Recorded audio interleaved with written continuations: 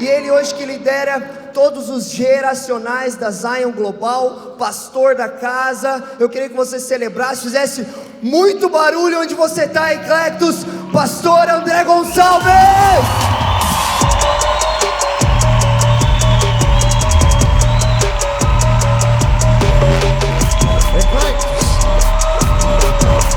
Faz mais barulho para Jesus aí, mais barulho para Jesus. A Ele toda a honra, toda a glória, todo o louvor, o nome sobre todo nome.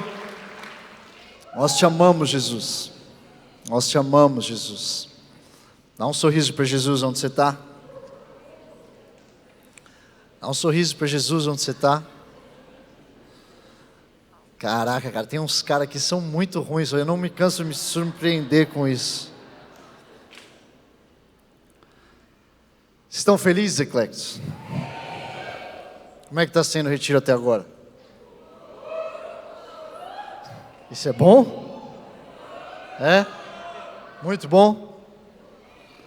Glória a Deus. O Eclectus sempre vai ocupar um lugar especial no meu coração. Eu estava pensando, antes da gente falar para vocês sentarem, pode continuar de pé. Quem sentou, por favor, pode ficar de pé aí. Daqui a pouquinho eu falo para vocês sentarem, vocês são jovens. Eu estou falando com as pessoas que estão sentadas. A menos que vocês tenham alguma condição, daí você pode ficar sentado, senão fica de pé, por favor. Eu estava lembrando como a primeira vez eu estava ali atrás, orando, e lembrando a primeira vez que a gente abriu as portas do Eclectus. Quem que estava lá, naquele primeiro culto Eclectus? Eu nunca vou esquecer daquela sensação, a gente não sabia quantas pessoas iam aparecer, a gente não sabia quem ia ser, a gente estava orando, era uma página em branco, e eu estava pensando ali atrás que, ao longo das próximas décadas, toda vez que eu entrar em algum Eclectus no mundo, vai ser um momento especial. Eu sempre vou me lembrar daqueles primeiros dias. Hoje a gente já está começando o Eclectus. Na verdade, a gente já começou o Eclectus lá em Quito, no Equador. A gente está no processo para começar um Eclectus em Recife também. E a gente também está no processo em Lisboa. E é muito lindo ver o que o Senhor está fazendo. Glórias a Deus mesmo, o Senhor é muito bom. Pode sentar agora.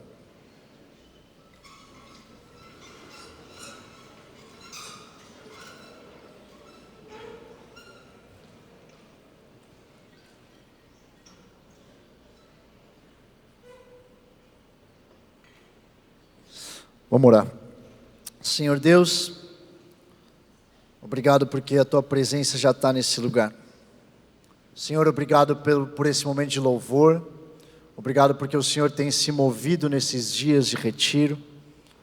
Obrigado porque a Tua presença ela é soberana aqui. Obrigado, Senhor, por aquilo que só o Senhor pode fazer.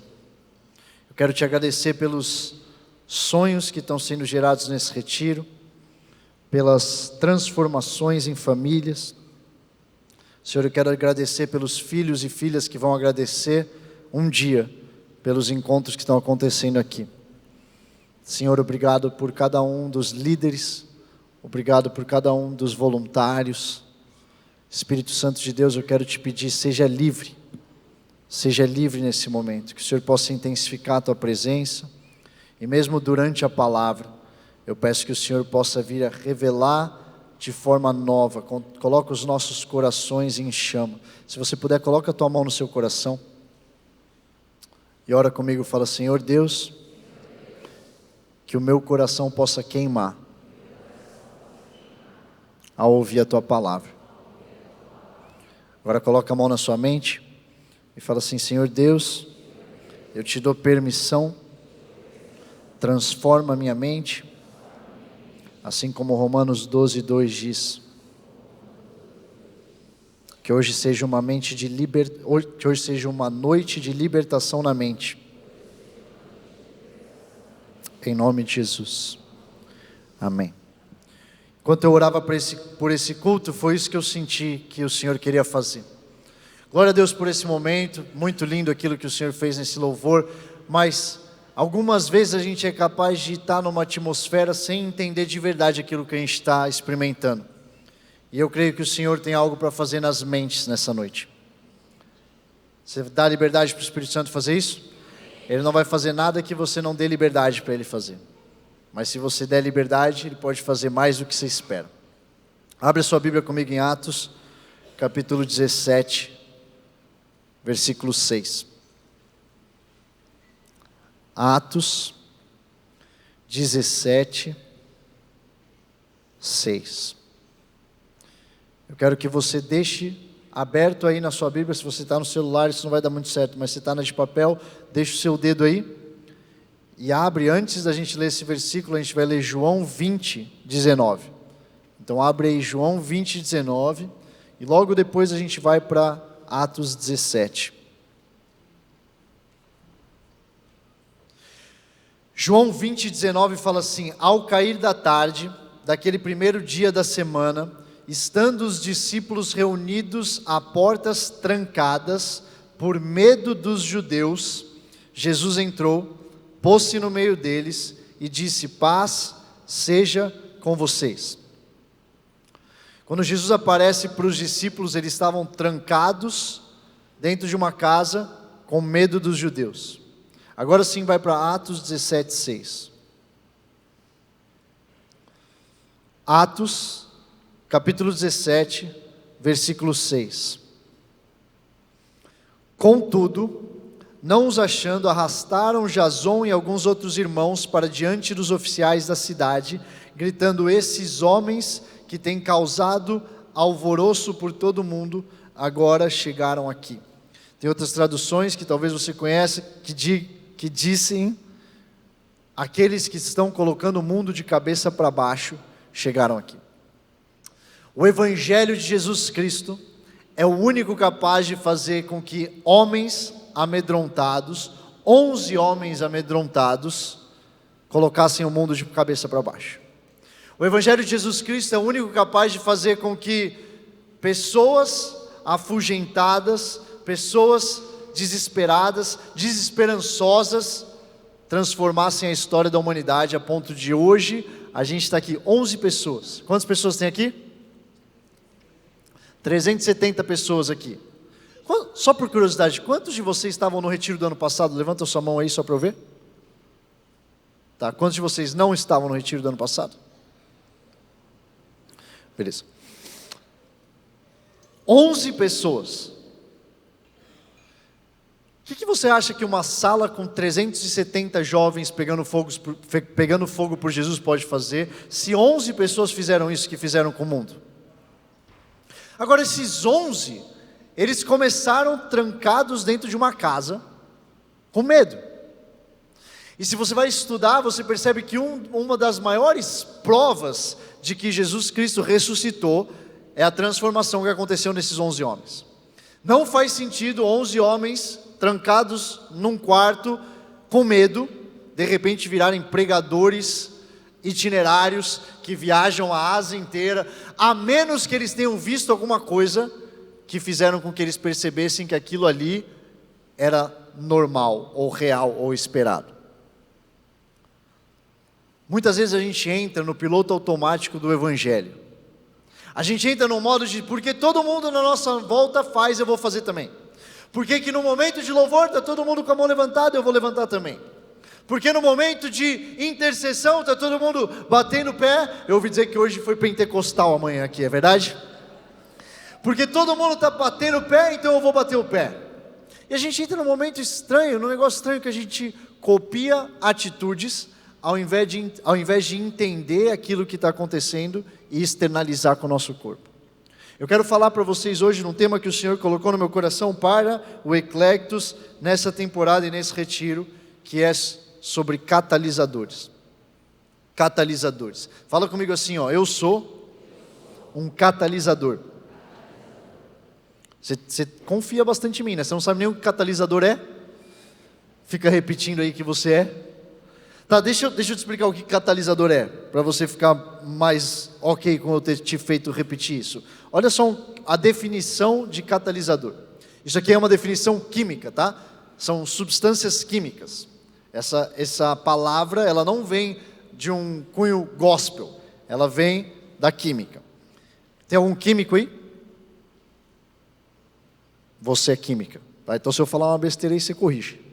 Isso foi o que eu achei no Google. Um catalisador é uma substância que pode ser adicionada a uma reação para aumentar a sua velocidade sem ser consumida no processo. Fui bem? Tá bom. A química disse que eu fui bem. Que bom. Porque senão ia desmontar a pregação inteira, né? Se eu soubesse que está errada essa definição.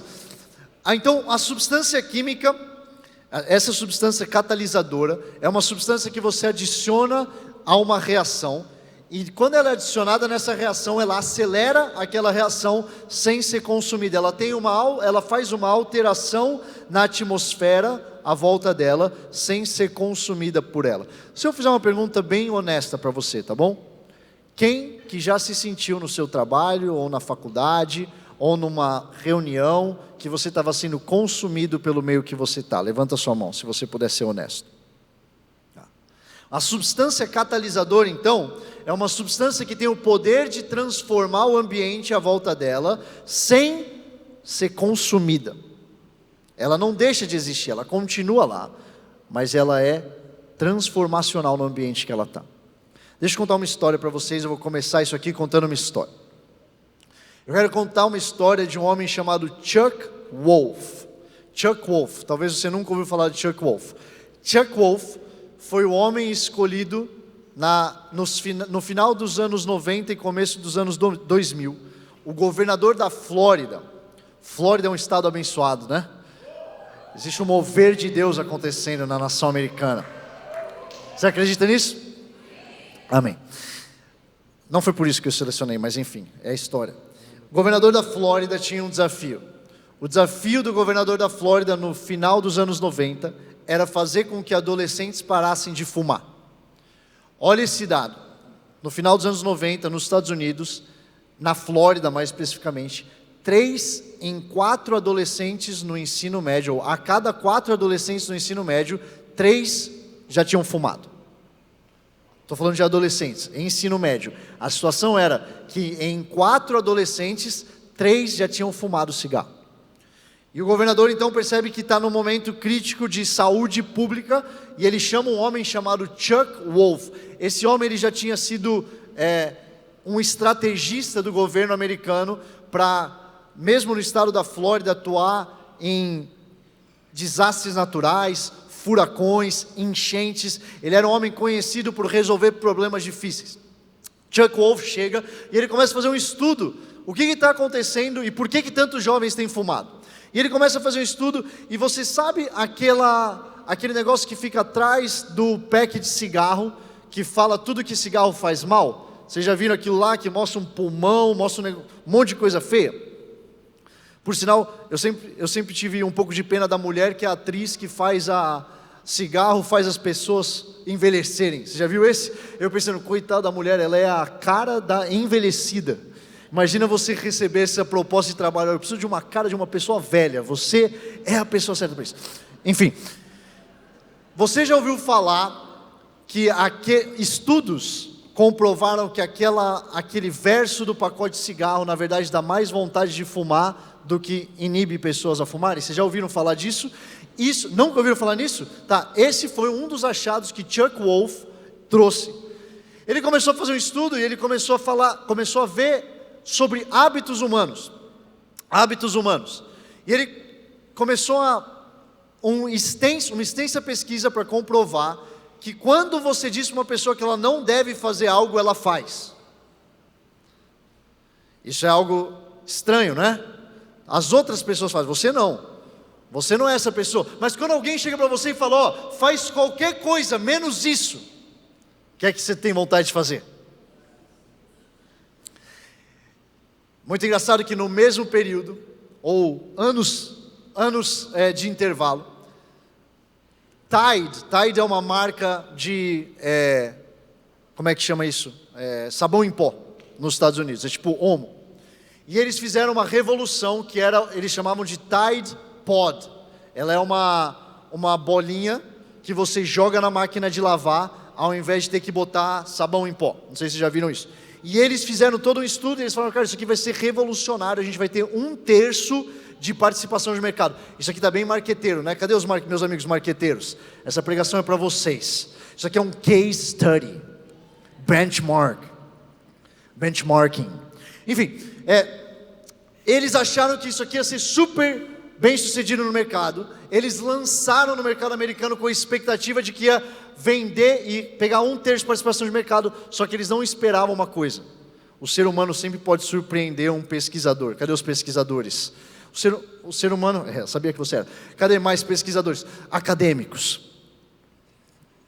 3 acadêmicos no Eclex. Vamos orar. Senhor dos acadêmicos, envie mais acadêmicos. Tá. Eles fizeram essa pesquisa de mercado, só que eles não esperavam o comportamento do ser humano. E sabe qual foi o comportamento do ser humano? Seres humanos acharam que aquela bolinha de plástico deveria ter um gosto muito bom. E as pessoas nos Estados Unidos começaram a ingerir os Tide Pods.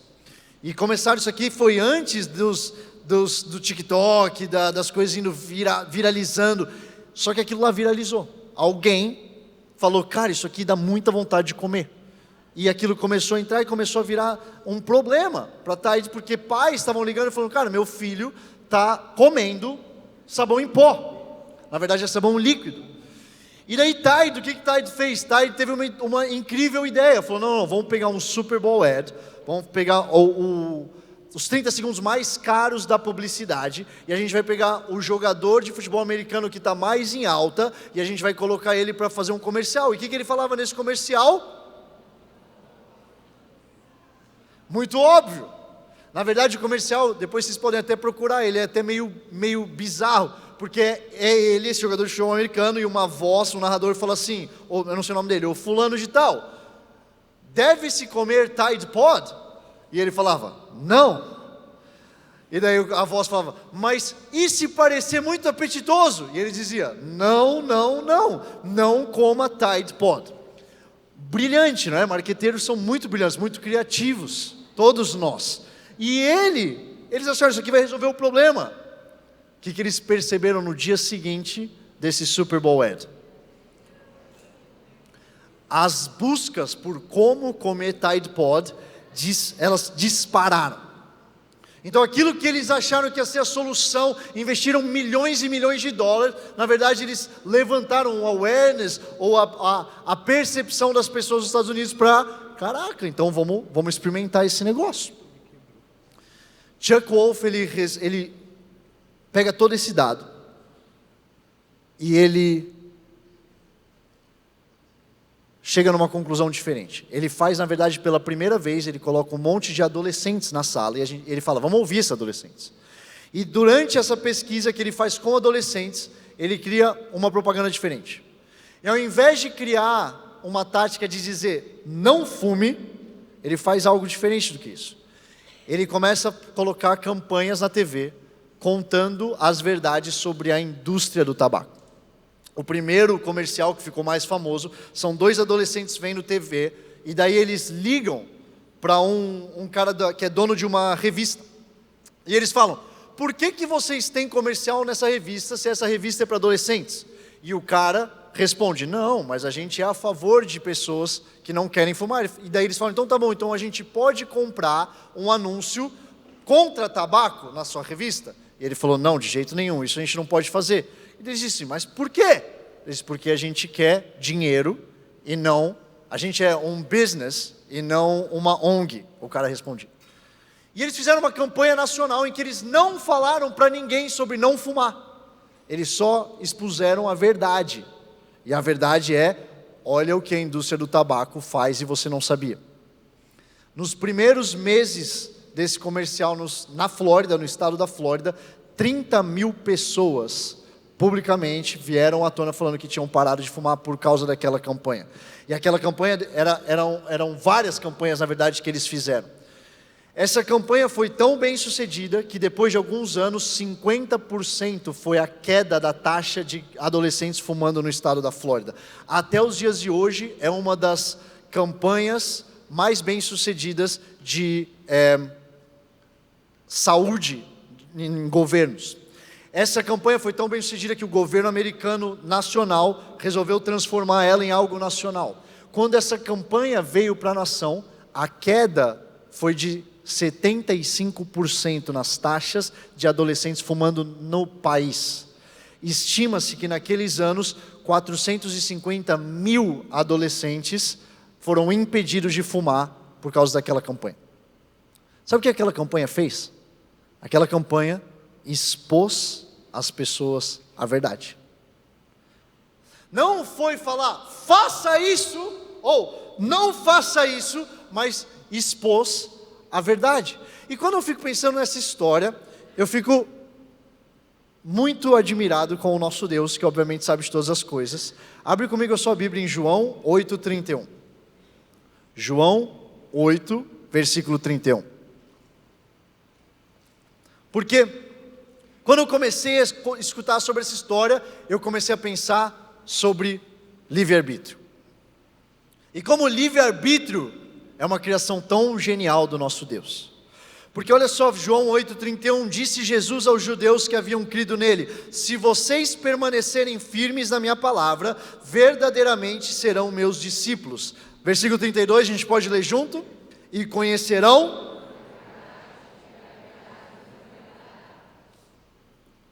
o poder do livre-arbítrio. Olha só essa fala de Cissy Graham. Cissy Graham é a neta de Billy Graham. Ela fala o seguinte: verdade e liberdade sempre estarão de mãos dadas.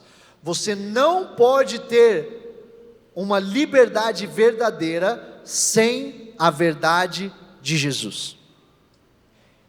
E eu fico pensando quão incrível é um Deus que Ele poderia amarrar a gente para dizer, faça isso, ou não faça isso, ou seja isso, não seja isso. Só que ao invés disso, nosso Deus sabia que a melhor estratégia catalítica para a transformação de uma pessoa é expô-la à verdade e deixar que ela reaja a essa verdade. Por isso que a primeira coisa que a gente tem que entender enquanto a gente vai ser catalisadores, e hoje eu creio que é uma noite que o Senhor vai levantar catalisadores no Eclectus, é descobrir a verdade. Agora, que verdade? Você pode estar perguntando, qual que é a verdade, de verdade, que eu preciso descobrir e ter dentro de mim? Abre comigo Lucas 24, versículo 5. Lucas 24, 5.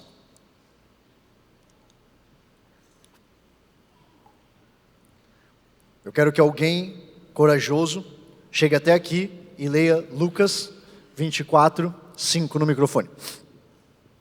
Eu gostei que ela já veio não tinha nem acabado o desafio. Boa, não dá para pensar muito.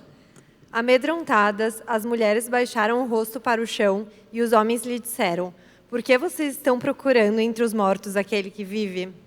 Amém. Posso orar para você chegar aqui? Senhor Deus, eu oro agora pela Luísa.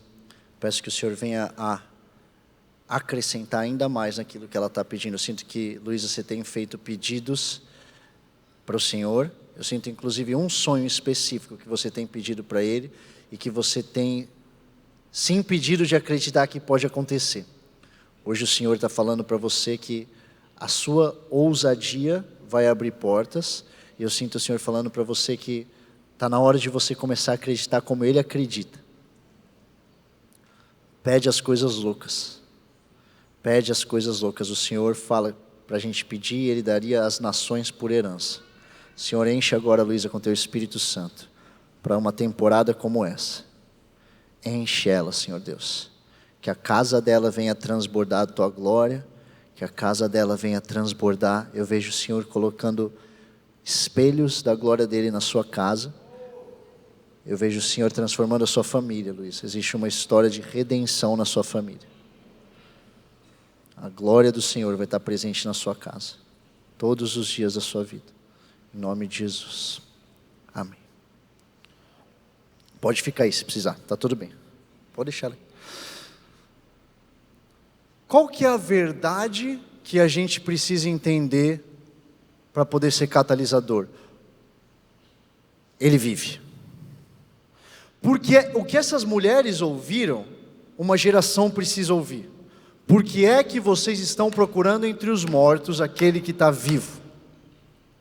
Por que é que vocês estão procurando entre os mortos aquele que está vivo? Ele vive tem que ser muito mais que a frase que vai no seu post de Instagram. Ele vive é uma verdade que tem que transformar todo o seu ser, todas as células do seu corpo. Tudo que você faz a partir de agora tem que vir de um lugar de Ele vive.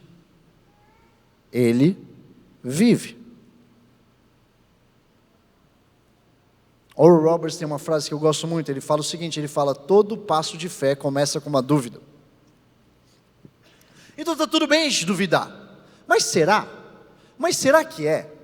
Mas será que é mesmo? Deixa eu falar uma coisa diferente que eu senti agora no meu espírito de fazer.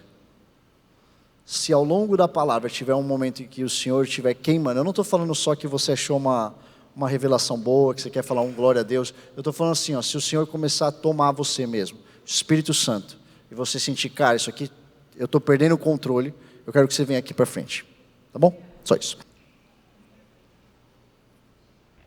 Todo passo de fé começa com uma dúvida, então a dúvida faz parte, mas chega uma hora na nossa caminhada com Cristo, que eu preciso tomar uma decisão, e essa decisão é verdade ou não é? É verdade que um homem, que Jesus Cristo, Filho de Deus, veio para essa terra como homem, morreu pelos meus pecados e me libertou. Isso é verdade, de verdade? Então isso aqui tem que mudar tudo em mim. Não é uma religião. Não é uma verdade que eu professo fora do meu trabalho. Não é uma linha da minha bio no Instagram. É uma verdade que quando você vai para a camada de entender quão verdadeiro é, que ele era para estar naquele túmulo e não estava, o que essas mulheres ouviram, a gente precisa ouvir todo dia, porque vocês estão procurando entre os mortos aquele que está vivo. Por que você está vendo um Deus morto quando Deus está vivo do seu lado, operando todos os dias? Por que você está vendo que você está sozinho no seu trabalho quando Jesus Cristo está do seu lado? Por que você está falando que você está sozinho, que você não tem mais esperança quando o Espírito Santo de Deus mora no seu coração? Por quê? Eu tenho meditado e pregado sobre essa passagem de Maria Madalena, e a gente não vai entrar nela hoje, só quero falar uma coisa que para mim me instiga nessa pregação, nessa passagem, que é o fato da pedra ter sido movida. Maria Madalena vai para aquele túmulo e quando ela chega não tem pedra. Vocês lembram disso? A pergunta é, por que tiraram a pedra? Por que a pedra precisou ser movida? Muitas vezes a gente olha para essa história, a gente acha, é claro, Jesus precisava sair. Só que a gente vai ler alguns versículos depois que Jesus entrava com porta fechada. Jesus aparecia no meio da sala com porta e janela fechada. Você acha mesmo que a pedra precisava ser movida para Jesus sair? Ou será que a pedra precisava ser movida para Maria entrar?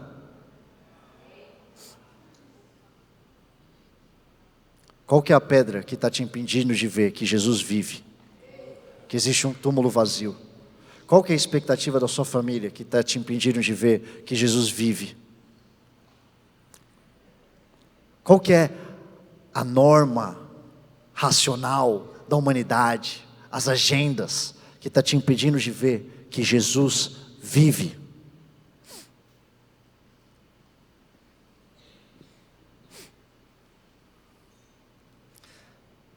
Uma coisa é a gente enxergar o túmulo vazio, postar na Páscoa. Outra coisa é a gente entender que uma vez que eu entendo que o túmulo estava vazio e que era verdade, que Jesus Cristo é o Filho de Deus, a minha vida já não é minha. Eu quero ler umas histórias para você essa noite, tudo bem? Quando eu estive aqui no Retiro Vox, eu li essas mesmas histórias. Eu creio que, como jovens cristãos, a gente precisa falar mais dessas histórias. Você pode só ouvir um pouquinho dessas histórias?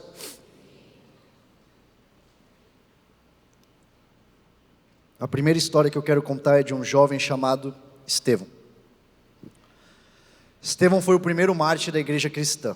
De acordo com a Bíblia, ele foi apedrejado. Ele morreu orando e suas últimas palavras foram: Senhor Jesus, recebe o meu espírito. O outro jovem era Tiago, irmão de João. Tiago foi o primeiro dos apóstolos a ser morto por causa da palavra de Deus. Atos 12 nos informa que ele foi decapitado, a mando do rei Herodes Agripa. Clemente de Alexandria, um dos pais apostólicos, conta nos detalhes de sua morte. Diz que ele, ao ser conduzido ao local do seu martírio, seu acusador foi levado ao arrependimento e, caindo aos pés de Tiago, pediu-lhe perdão. Logo após, confessou-se cristão e foi morto juntamente com aquele que antes o havia acusado. Juntos foram decapitados. O terceiro jovem também chama Tiago, só que ele era irmão do Senhor Jesus. Tiago, irmão do Senhor e autor da carta que leva o seu nome, com 99 anos foi espancado e apedrejado pelos judeus até a morte. Isso se deu no ano de 63 depois de Cristo. Os judeus lhe ordenaram que de uma das galerias do templo clamasse que Jesus de Nazaré não era o Messias, mas em vez de falar assim, ele anunciou à multidão que Cristo era o Filho de Deus e juiz do mundo. Então seus inimigos enraivecidos o lançaram ao chão e o espancaram. Não estando ainda completamente morto, acabaram de matá-lo com pedradas, enquanto ele orava pelos seus inimigos. Simão Pedro. Pedro foi condenado em Roma a ser crucificado. Jerônimo afirma que ele foi crucificado de cabeça para baixo por petição própria, por julgar-se indigno de ser crucificado da mesma maneira que o seu Senhor. Bartolomeu era natural de Caná da Galileia, homem de bom caráter, recebendo por isso o elogio de Jesus Cristo. Foi um pregador que viajou por vários países e, por último, foi cruelmente açoitado e crucificado pelos idólatras da Armênia. Timóteo. Quem é que gosta de ler Timóteo? As cartas de Paulo a Timóteo, eu gosto muito. Segundo a tradição eclesiástica, Timóteo foi o primeiro bispo de Éfeso e diz que ele morreu ali martirizado quando João estava exilado na ilha de Patmos. Ele foi morto a pauladas por uma turba de idólatras que se encaminhavam para o templo para oferecerem sacrifícios aos deuses. Inácio de Antioquia. A tradição diz que ele conheceu Pedro e foi ordenado bispo de Antioquia pelo apóstolo João. Foi condenado pelo imperador Trajano a ser lançado às feras em Roma. Enquanto atravessava a Síria, caminho de Roma, ele escreveu várias cartas. Em uma delas ele diz: desde a Síria até Roma estou lutando com feras por terra e por mar, de noite e de dia, sendo levado preso por 10 soldados, cuja ferocidade iguala a dos leopardos, e os quais mesmo quando tratados com brandura, só mostram crueldade. Mas no meio dessas iniquidades estou aprendendo. Coisa alguma, quer seja visível ou invisível, desperta a minha ambição, a não ser a esperança de ganhar a Cristo. Policarpo, ele era bispo de Esmirna. Policarpo foi discípulo pessoal do apóstolo João. Era um homem muito consagrado e foi o principal pastor da igreja de Esmirna. Nasceu em 69 depois de Cristo e morreu em 159. Diz a história que ele, ao entrar na arena para ser morto, ouviu uma voz do céu que dizia: sê forte, Policarpo, sê homem. Ele foi condenado à fogueira e quando o fogo acendeu não teve poder de queimá-lo. Por fim, o mataram a golpes de espada. Depois de preso por pregar o evangelho, foi inquirido a amaldiçoar a Cristo, no que ele respondeu: por 86 anos tenho sido servo de Cristo e ele nunca me fez mal algum. Como posso blasfemar o meu rei que me salvou? História de uma mulher chamada Felicidade. Marco Aurélio assumiu o trono em 161 depois de Cristo e no ano 180 começou de novo as perseguições. Um dos martírios que mais impacto causou em Roma foi o de Felicidade e seus 7 filhos.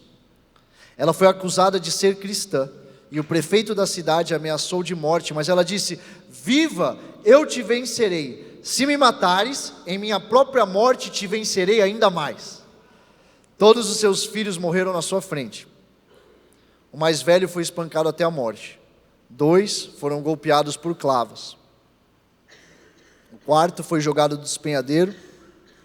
3 foram degolados. Por fim, depois de muita tortura, ela também foi decapitada. Perpétua, a jovem. No reinado de Severo foi martirizada Perpétua, uma senhora casada, de 22 anos, de boa família e mãe de uma criança. Era nova convertida, saída do paganismo. Nem com as súplicas do seu pai ela negou a Cristo. Nesse dia, conduziram-na para fora com o irmão, e outra mulher chamada Felicidade, e as duas foram atadas em redes e lançadas a uma vaca brava. Os ferimentos de Perpétua não foram mortais, e a população farta, mas não saciada pela vista do sangue, disse ao algoz carrasco que aplicasse o golpe da morte. Como que despertando de um sonho agradável, Perpétua chegou a túnica mais a si, levantou o cabelo que lhe caíra pelas costas abaixo, e depois de ter dirigido com voz fraca algumas palavras de animação a seu irmão, guiou ela mesma a espada do gladiador para o coração, e assim expirou. John Huss. A partir de um púlpito católico, Huss começou a pregar a genuína palavra de Deus, o que lhe gerou muitas perseguições. Foi convocado pelo Papa a comparecer em Roma, recusou-se e foi excomungado. Foi-lhe dada a oportunidade de se retratar, não negando, porém, a sua fé. Foi queimado na fogueira com uma coroa de papel decorada com diabinhos, com a seguinte frase: coroa de hereges. Finalmente aplicaram o fogo à lenha, e então o nosso Marte cantou um hino com voz tão forte e alegre, que foi ouvido através do crepitar da lenha e do estrondo da multidão. Finalmente sua voz foi calada pela força das chamas, que logo puseram fim à sua existência na terra.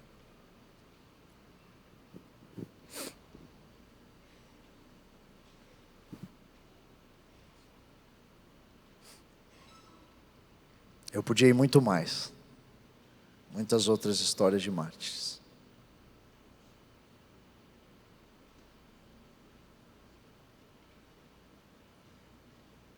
Sabe, quando eu vejo jovens que passaram aqui com a gente, se convertendo ao islamismo, eu penso, eles não entenderam. Eles não entenderam a verdade. Porque uma vez que você entende a verdade, com uma arma apontada para a sua cabeça, você não nega Cristo. Porque como é que eu poderia negar Cristo? Como é que eu poderia negar Cristo quando eu sei a verdade do que Ele fez? Como é que eu poderia falar no meu trabalho que eu não sou cristão quando eu sei o que Cristo fez por mim? Como é que eu poderia ter vergonha de dizer a minha fé para alguém quando eu sei o que Cristo fez por mim?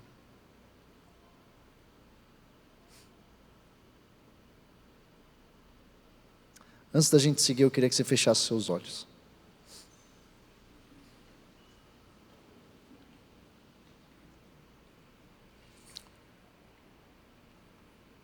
Eu queria que você fizesse só uma oração.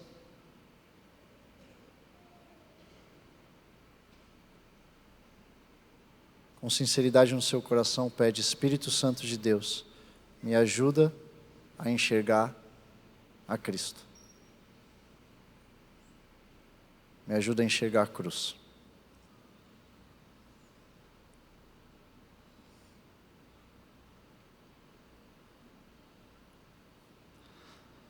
A palavra de Deus diz que o Espírito Santo nos dá acesso à mente de Cristo.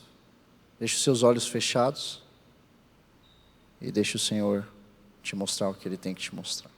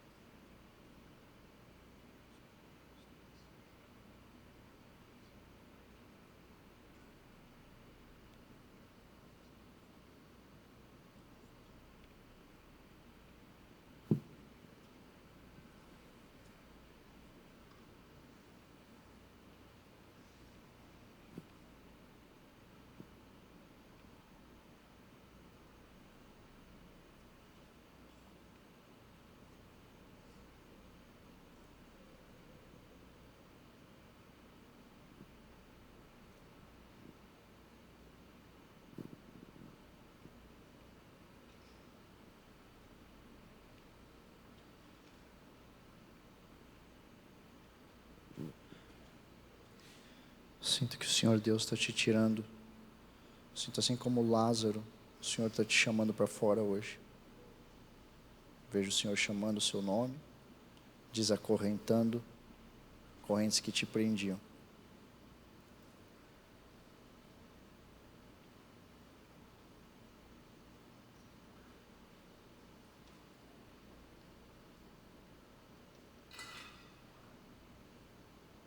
O Senhor está te libertando do seu passado. Em nome de Jesus, be free. Seja liberto. Agora, em nome de Jesus. Right now. Right now. Right now. Jesus' name. Jesus' name.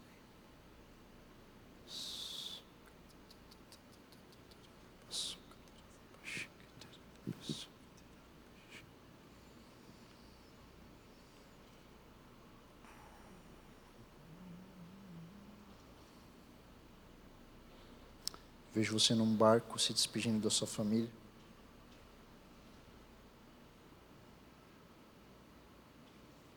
Eu vejo sua mente dividida. O Senhor está trazendo uma convicção para o seu coração. Uma convicção. Nada mais importa. Nada mais importa.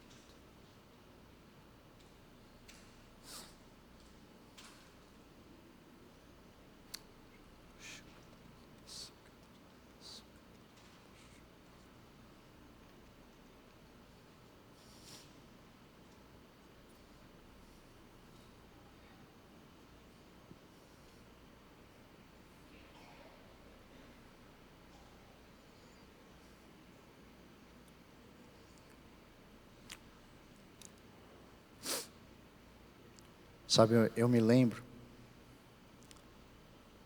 dos meus primeiros anos. Tem alguém que é novo convertido? Se você teve o seu novo nascimento nos últimos 2 anos, levanta a sua mão. Se você nasceu na igreja, você sempre soube de Jesus, levanta a sua mão para ver você.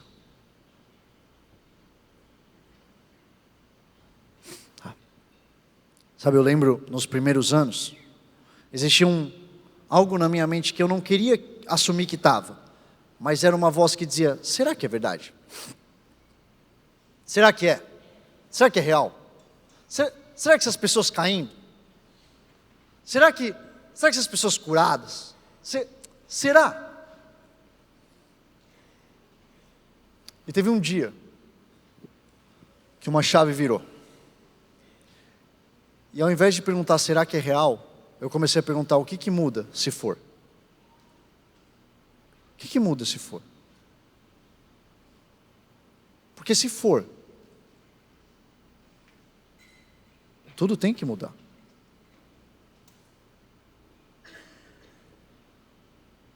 Eu vejo jovens que batalham com pornografia e acompanho alguns, e eu sei da batalha, e eu batalhei com isso.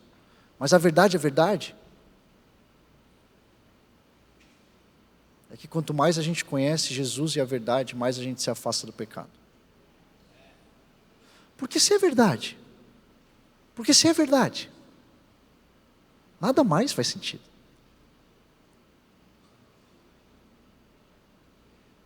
A gente precisa ter uma comunidade que contempla mais o Senhor e menos a gente. Parte de uma missão.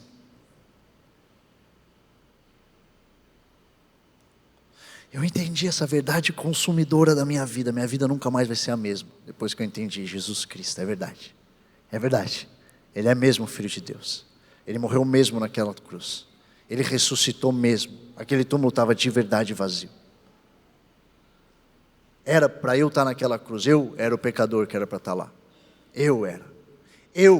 se não tivesse a intervenção de Jesus, provavelmente seria mais um caso de separação e traição no Brasil, devo a minha vida, a minha família, tudo que eu tenho, a esse Jesus.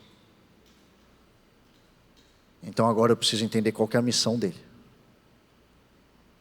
Porque uma vez que eu entendo a verdade, eu entendo que não posso fazer parte de um reino. Agora eu faço parte de um reino. Ele me limpou. Eu faço parte do reino de Deus. Só que eu não posso fazer parte de um reino e negar a missão do rei. Minha vida foi transformada. Awesome. Agora é bom você começar a trabalhar. Você lembra Eliseu? Toma o manto. Deixa eu queimar tudo. Pois agora eu vou. Vai fazer o quê? Vou seguir esse homem até o fim. E depois pedir promoção dobrada. Tudo muda em mim. Só que eu entendo. Isso é só para mim? Igual um homem que está lá em Miami, que acabou de ter o novo nascimento dele.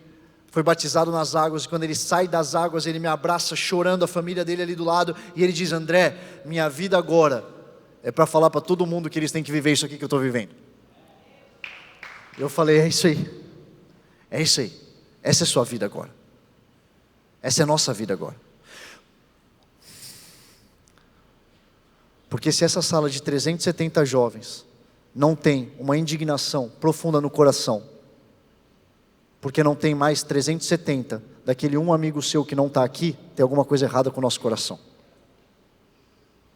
Porque se essa sala não tem um incômodo, toda vez que a gente está falando com alguém que não conhece Jesus, de saber que ela vai para o inferno.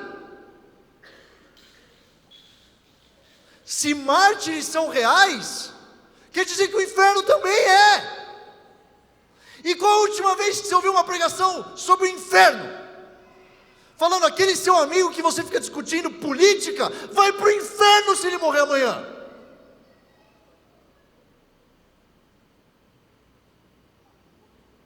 Aquele familiar que você não perdoa e que está longe de Jesus, se morrer amanhã, vai para o inferno, no fogo eterno.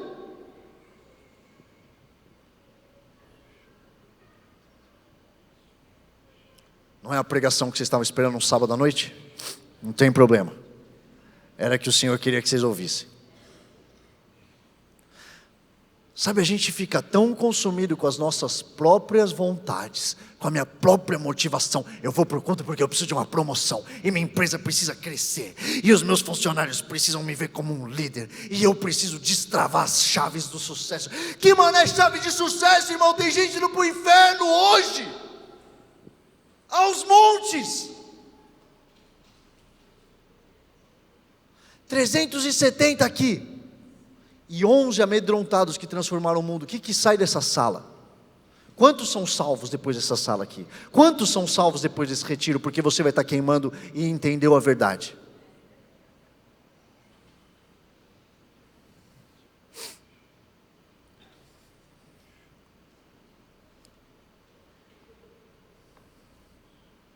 Lucas 10:2 fala o seguinte: a colheita é grande, mas os trabalhadores são poucos. Peçam, portanto, ao Senhor da colheita que envie trabalhadores para a sua colheita. Eclectos, sabe por que você não está pedindo por trabalhadores para a sua colheita? Porque você não entendeu que a colheita é grande. Você não entendeu o que é a colheita. Você não entendeu o que é a verdade. Você está achando que o cristianismo é só o oba-oba de vir em retiro com gente maneira. E você não entendeu? Tem alguém que está esperando uma colheita. Ele não vai fazer essa colheita sozinho. Ele precisa da gente. Ele escolhe depender da gente, porque ele não precisaria.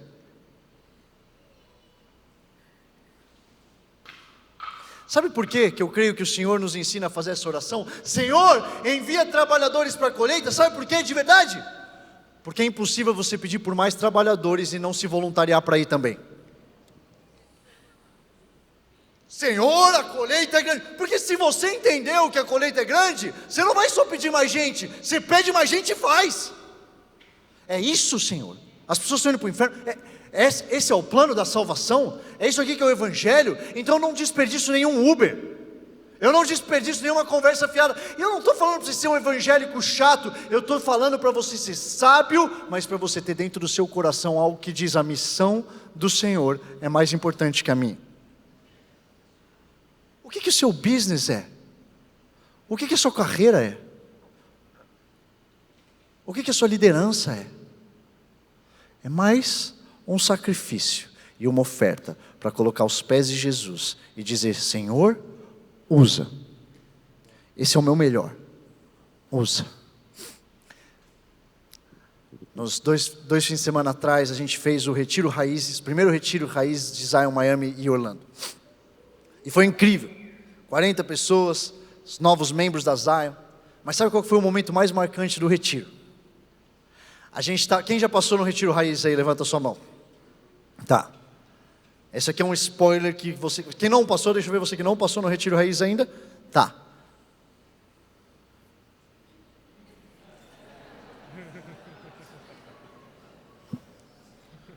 Os dados diziam coisas diferentes do que eu estou vendo aqui. Mas enfim, só para você saber, galera, eu estou no ponto 2, tá?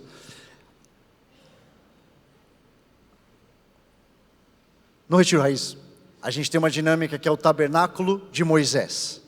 Quem já passou por isso sabe, a gente faz então uma adoração e a gente guia o tabernáculo. Então tem o átrio, a gente faz uma demarcação no chão do átrio, o santo lugar e o santo dos santos. Vocês lembram disso? Quem já passou pelo Raiz? Tá. Está naquele momento, só que a gente está numa sala de hotel. Lá em Miami e Orlando a gente não tem a farm, se é que vocês não sabem. E daí, a gente está nesse hotel, está rolando tabernáculo de Moisés. E quando está rolando, a gente que está ministrando o retiro, os intercessores, a gente está orando.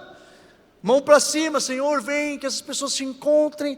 Pá, amor, presente de Deus, pastor Daniel Simão, no violão, cara, mó presença de Deus, assim, ó, glória do Senhor lá. As pessoas já tinham ido do átrio para o santo lugar. Então imagina aqui, ó, imagina aquela porta, é a porta da sala do hotel, átrio, santo lugar, santo dos santos. As pessoas fizeram aqui, ó, já estão no santo lugar, só que elas estão bem encostadas na parede, que foi como a gente montou. De repente, quando eu lembro disso, parece um filme em câmera lenta. Eu estou aqui adorando, intercedendo, eu vejo uma menina de biquíni entrar na porta e invadir direto o santo lugar. Biquíni, totalmente. E eu assim, ó. Você tá ligado quando você tem aqueles poucos segundos de desespero? Tipo, o que eu faço? Meu Deus, eu dou um tackle nela. Sabe aquele, tipo, meu Deus, eu grito, eu saio correndo. Daí eu tô aqui, graças a Deus.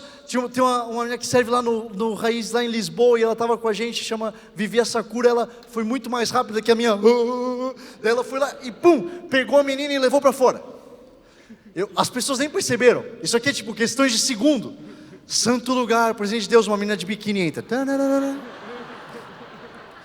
E foi mais engraçado porque não é que quando você entra numa sala que você não entende o que está acontecendo, você bota a cabeça assim e volta, não é?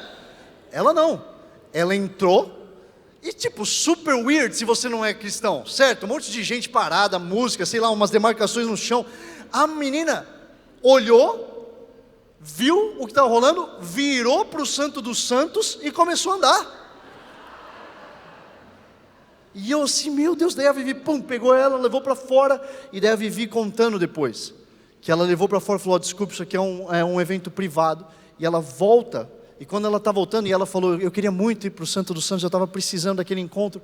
E daí o Senhor fala com ela, você tem acesso todos os dias, eu quero ela. E aí a Vivi sai da sala, vai até a piscina, e ela fala, eu não sei se faz sentido, mas o Senhor está me falando que você está muito sozinha, que você está desesperançosa. A menina para, e ela, que é isso, quem é você? E ela começa a se abrir. Ela tem 29 anos, é uma americana de Nova York, mãe solteira, de 2 filhos. A mãe dela pagou uma viagem para que ela pudesse ter um descanso, e ela foi para Miami. Ela disse, eu não sei o que eu vou fazer quando eu voltar. E Davi falou para ela, eu vou orar por você, mas amanhã é um culto. Hoje é um evento fechado, amanhã é um culto, volta aqui. Isso aconteceu no sábado, no domingo, o culto aconteceu, aquela menina veio no louvor. E ela chorou do começo ao fim do louvor. No final do louvor, uma adolescente de 16 anos de Zion, Orlando, chegou até ela, compartilhou o plano de salvação com ela. Ela entregou a vida para Jesus.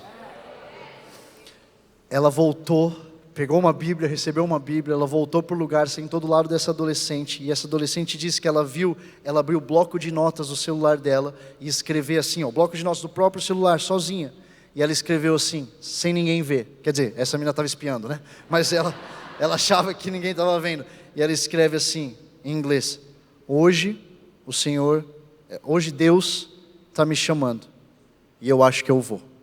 E ela fecha o bloco de notas e guarda no bolso de novo. Glória a Deus.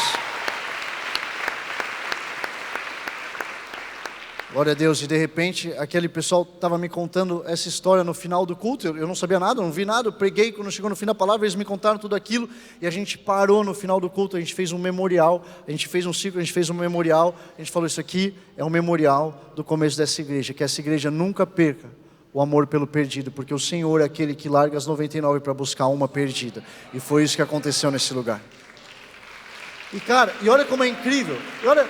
E depois eu fui pensando, depois do choque da menina de biquíni no meio do tabernáculo de Moisés. Cadê a banda aí? Cadê o Rafa? Rafa, você tá ligado? Imagina isso, cara. Toda aquela atmosfera, de repente, menina de biquíni. Depois eu fiquei pensando, a gente fez um dia inteiro de sessão. E sim, se você não veio pro Raiz, cara, tem libertação, tem grande renúncia, tem sessão de cura, tem sessão de todas as sessões do dia. Você acha que foi uma coincidência que a menina foi atraída para dentro daquela sala no tabernáculo de Moisés? E não só isso, como ela entra e ela vê todo mundo indo para o Santo dos Santos e ela começa a ir junto. E eu estou pensando, o Senhor está atraindo pessoas, porque a presença dEle é maior do que qualquer igreja, a presença dEle é maior do que qualquer pregação, a igreja dEle é maior do que qualquer sessão, a presença dEle atrai. Ele quer os filhos perdidos. É por isso que existe a grande comissão. É por isso que existe o grande mandamento. Posso falar uma coisa? Grande comissão não é um motivo para você ser famoso. Não é um motivo para você ser líder. Não é um motivo para você ter um ministério. A grande comissão é um Deus apaixonado, desesperado para ter os seus filhos de volta e dizendo, vocês estão aqui na terra agora, eu fiz minha parte, eu fiquei aqui, eu morri por vocês, agora vocês vão fazer o que com isso? Qual que é o desespero que você carrega no seu coração para cumprir aquilo que Ele nos pede para cumprir? Quão disposto você está a largar tudo? Quão disposto você está a entender que tem alguém lá fora que está precisando?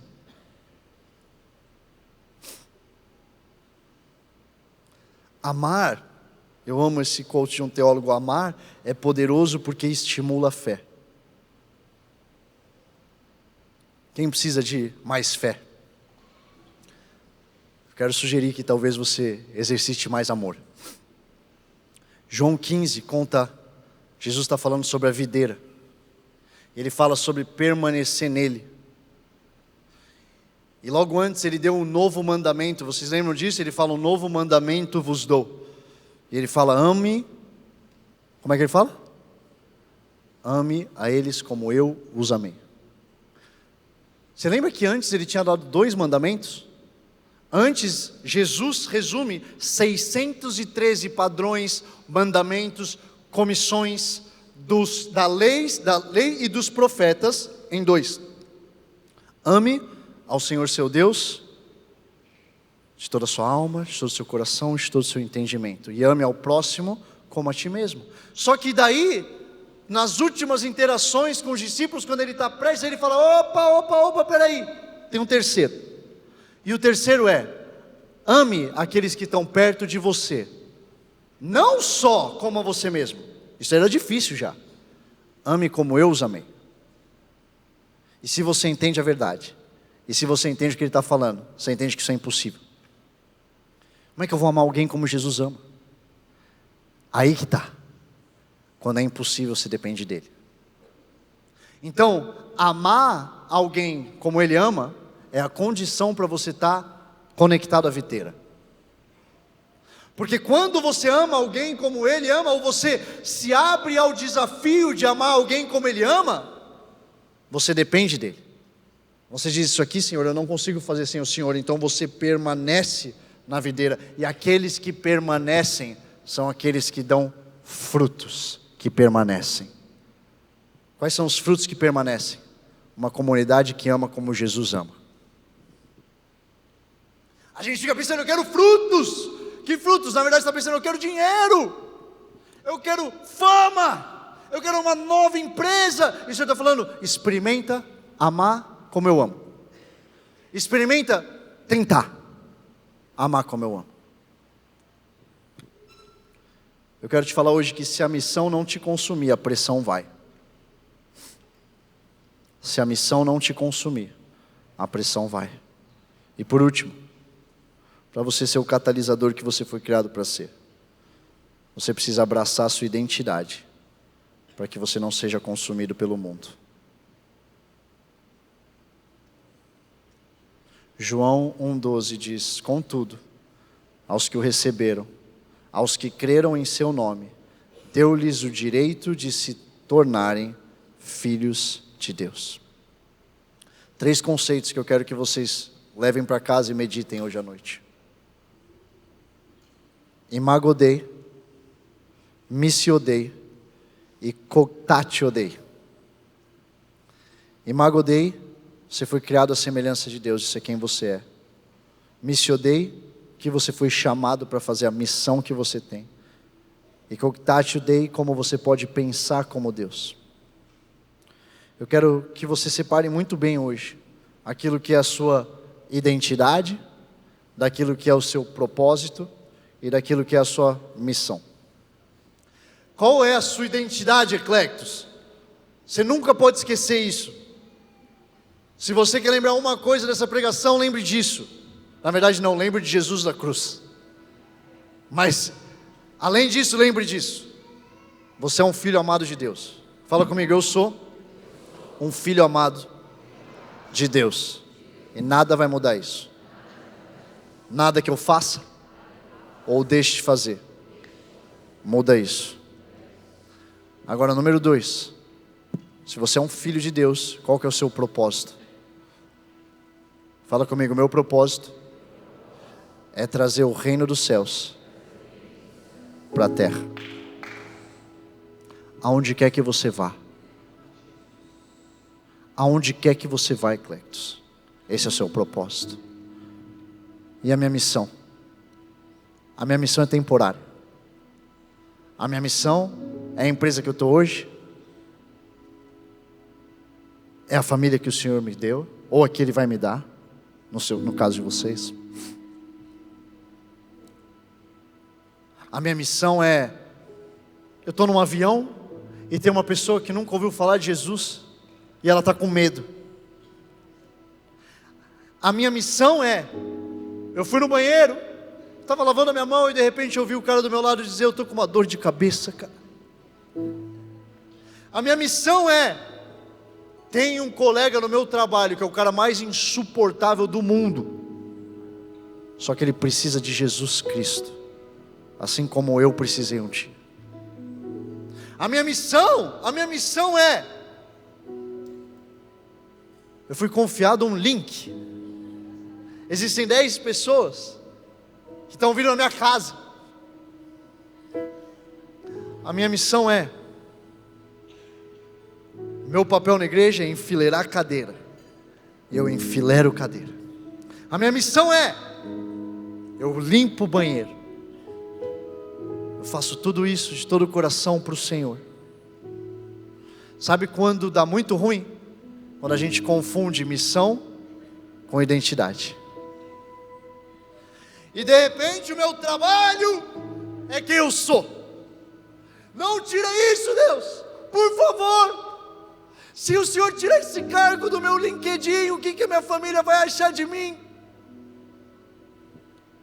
Se o Senhor remover esse sonho tão incrível, com aquela mudança para outro país, o que sobra de mim? Sobra todo o resto. E às vezes o que o Senhor está te pedindo é exatamente para você largar esse sonho, para você poder descobrir quem você é. Quem você é? Você é um filho, uma filha amada de Deus.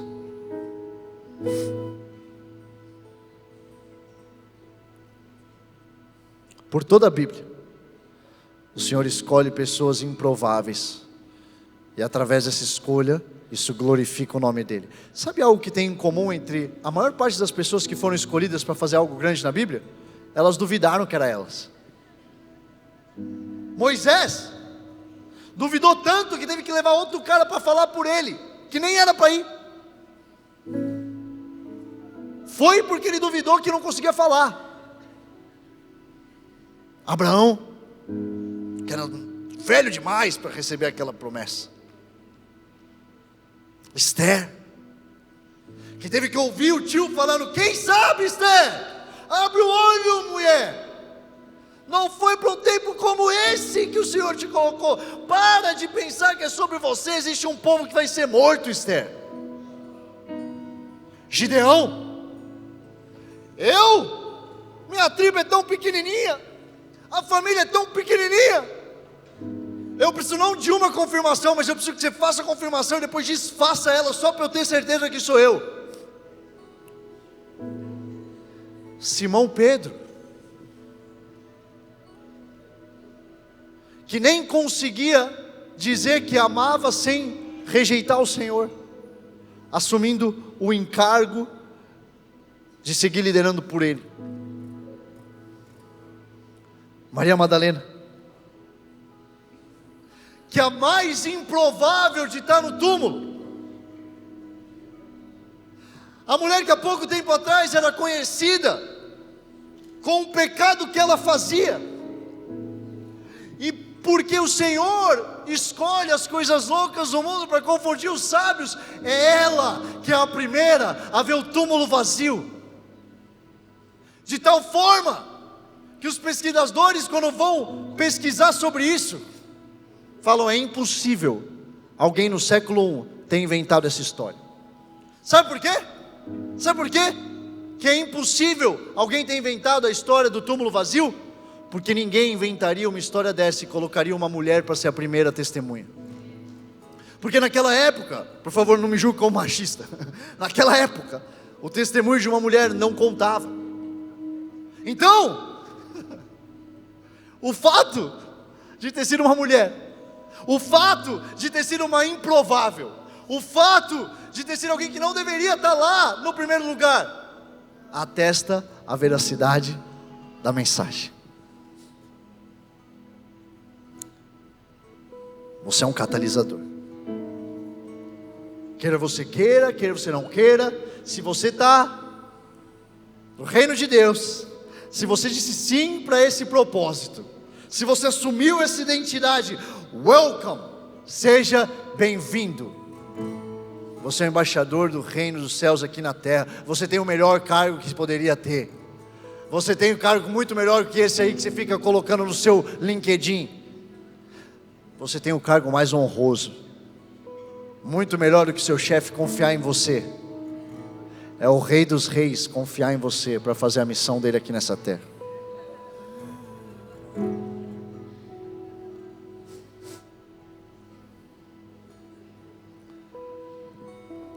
Eu vou terminar com esse resumo de catalisador. Você pode colocar aí na tela, por favor, para mim?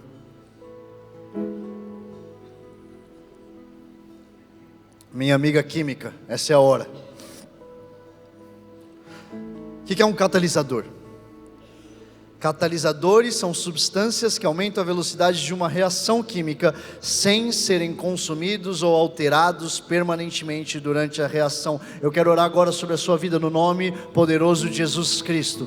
Que aquilo que consome o mundo, aquilo que estraga o mundo, aquilo que danifica o mundo, não te consumirá em nome de Jesus Cristo. Enquanto você é enviado para cumprir o reino de Deus nessa terra, você não será abalado. Eu declaro agora no nome de Jesus o que a palavra diz, que é maior aquele que está em você do que aquele que está no mundo. Eu declaro no nome de Jesus: no mundo tereis aflições, mas tem de bom ânimo, Ele venceu o mundo. Fortalezas da mente caem agora em nome de Jesus. Cai em nome de Jesus. Você vai transformar a atmosfera à sua volta. Eu falo agora com catalisadores: se levantem, porque o seu escritório não será mais o mesmo. Catalisadores, acordem, porque a sua família não será mais a mesma.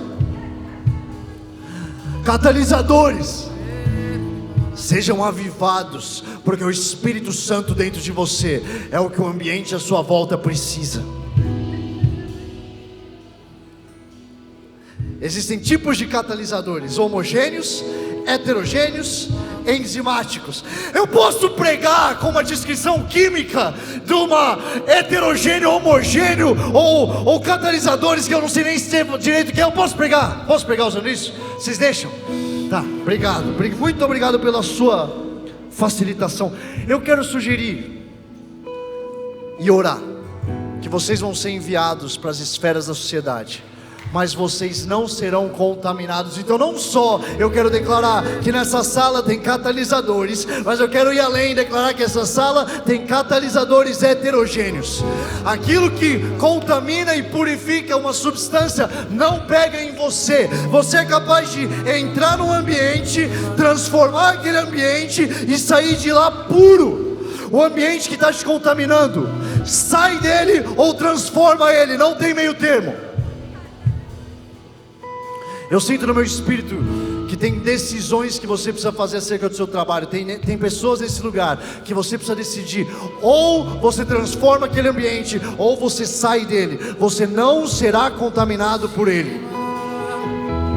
Mecanismo de ação: catalisadores reduzem a energia de ativação necessária para as reações, acelerando-as sem grande consumo energético. Eu oro agora que a palavra de Deus diz: aqueles que esperam no Senhor voarão como águias, correrão e não se cansarão, caminharão e não sentirão cansaço.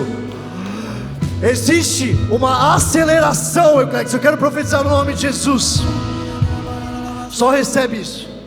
Só recebe isso pela fé. A aceleração profissional e acadêmica que o Senhor me permitiu viver, eu transfiro agora nessa atmosfera no nome de Jesus Cristo.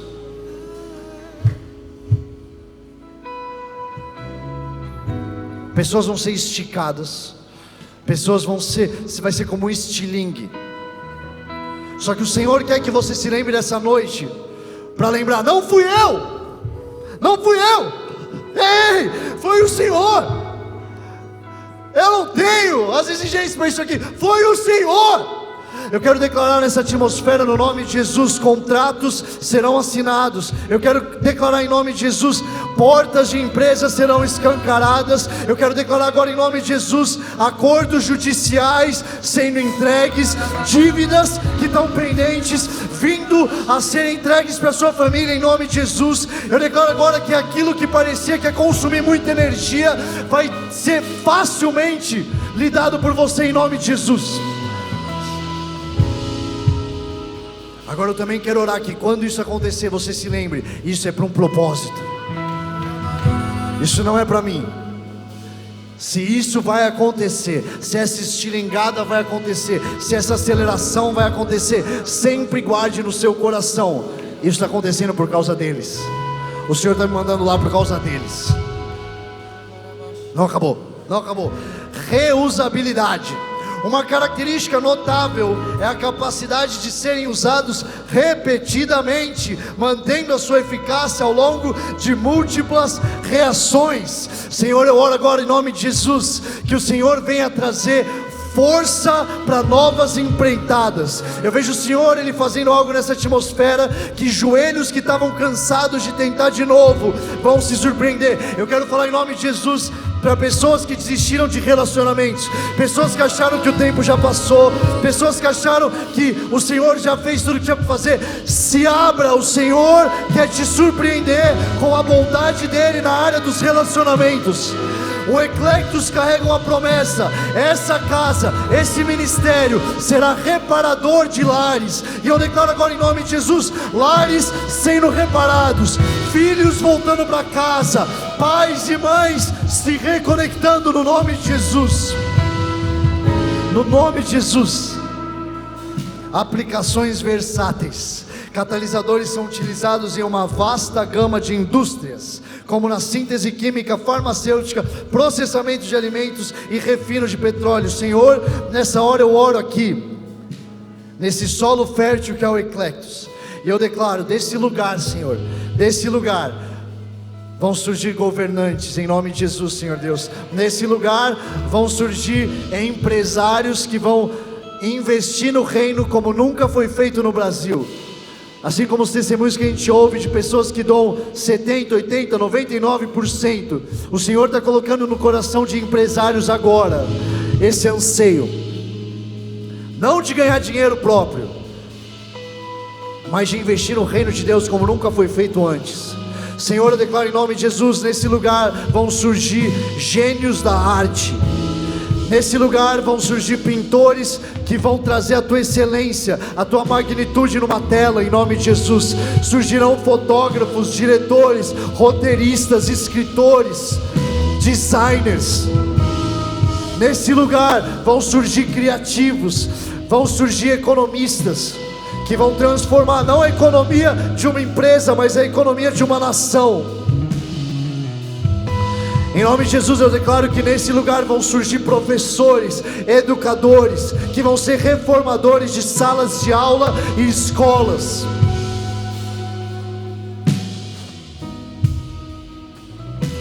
Nesse lugar eu declaro que vão surgir pais e mães, que vão ter a incumbência de família queimando no coração deles, em nome de Jesus.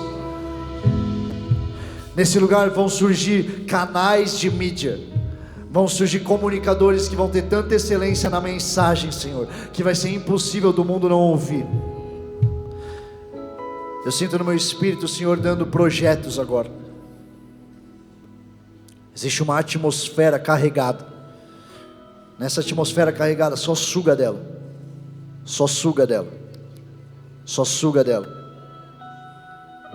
Eu sinto literalmente o Senhor dando download de projetos agora. Se precisar até pegar papel e caneta, o teu bloco de notas, anota. O Senhor está dando agora projetos inteiros. Startups. O Senhor está dando business plans. Eu sinto que o Senhor está dando para alguém a música, uma letra de música. Sinto que o Senhor está dando uma letra de música como um refrão que vai ficar ecoando na tua cabeça. Coloca no papel. Existe uma atmosfera de criatividade do Senhor fazendo algo novo.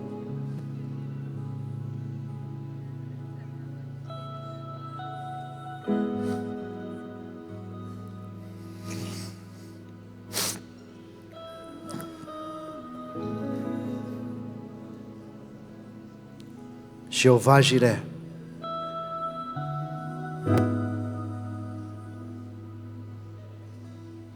Yahweh, Yeshua,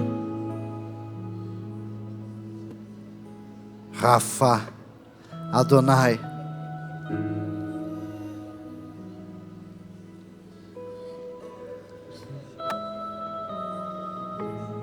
Nós te engrandecemos nessa noite, Senhor. Espírito Santo de Deus, nós te agradecemos pela tua doce presença nesse salão. Mas eu quero pedir agora com ousadia, Espírito Santo de Deus, nosso melhor amigo, vem, intensifica a tua presença aqui, Senhor, queima os nossos corações, que haja uma incumbência santa em enxergar o Senhor, em te ver sendo manifestado nesse lugar, se manifestando nesse lugar.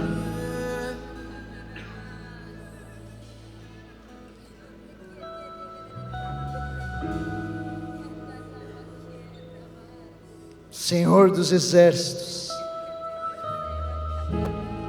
nós não somos nada sem ti, Senhor. Se manifesta nesse lugar.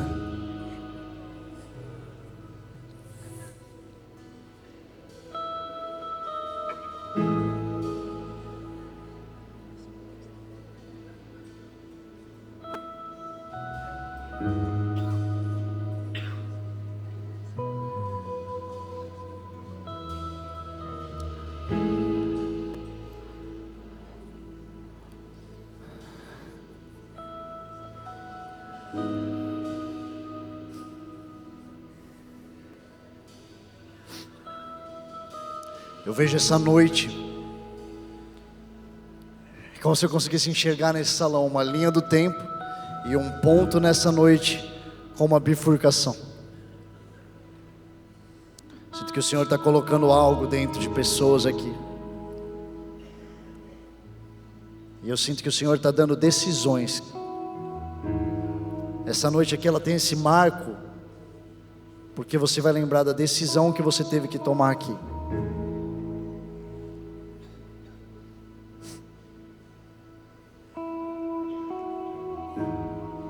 Decisões sobre relacionamento, sobre carreira, sobre governo, sobre chamado, sobre criação de filhos.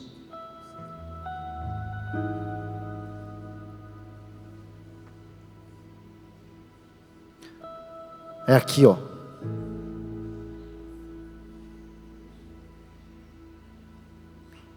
Uma vez eu ouvi uma frase de um pregador do Sammy Rodrigues, reverendo Sammy Rodrigues, que ficou para mim para sempre. A verdadeira batalha é entre o manto e a mente. Hoje o Senhor está libertando mentes. Hoje o Senhor está alinhando mentes a mantos. Nessa atmosfera eu declaro mentes sendo alinhadas a mantos. Mentes sendo alinhadas a chamados.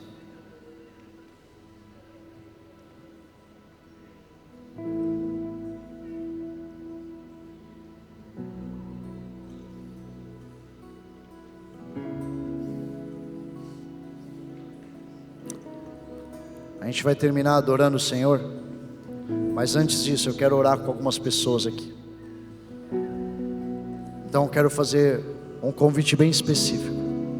Se você sente que nessa noite existe uma transição, existe algo que está aqui dentro de você, que ele é tão grande que parece que vai explodir, só se esse é você, eu quero pedir que você saia do seu lugar e venha até aqui na frente.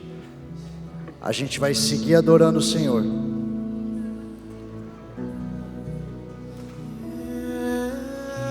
Enquanto a gente adora o Senhor vai continuar agindo em mentes. Hoje é uma noite de encontros que destravam destinos. Encontros que destravam destinos. Encontros que destravam destinos. Nós te adoramos, Senhor meu Deus.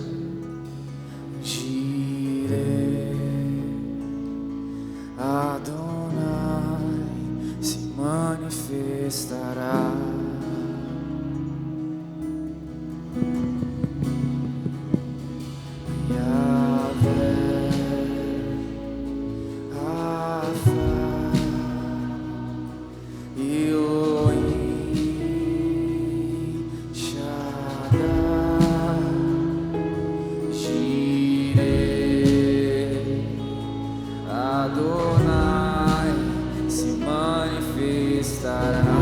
Declara isso profeticamente sobre a sua família, a tua situação, a tua vida. Ele se manifestará.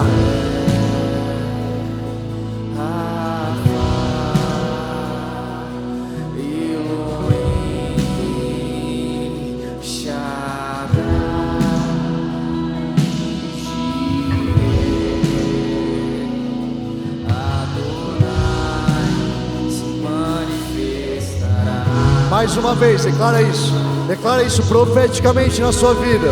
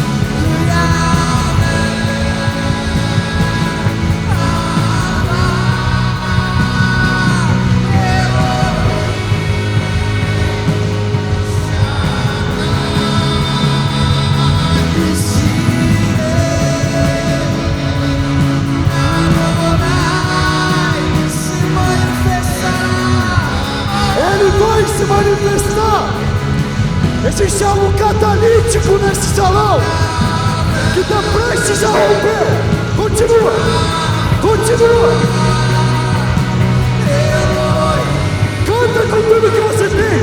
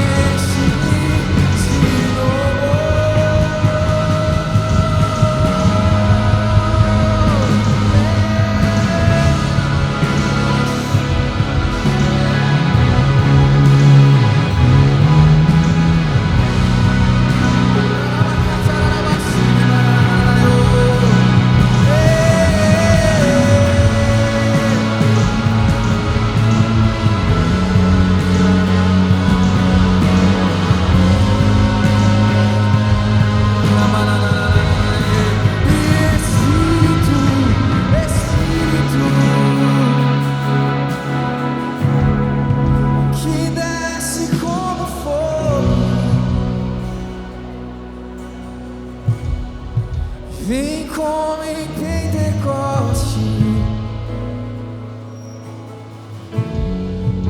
e enche-me de novo. Eu navegarei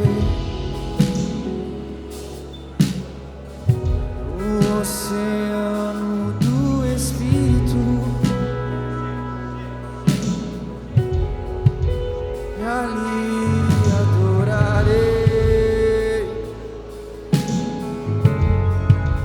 ao Deus do meu amor.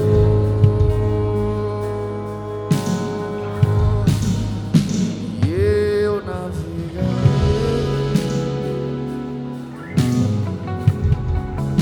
ao Deus na minha vida, que me, sem nenhuma explicação,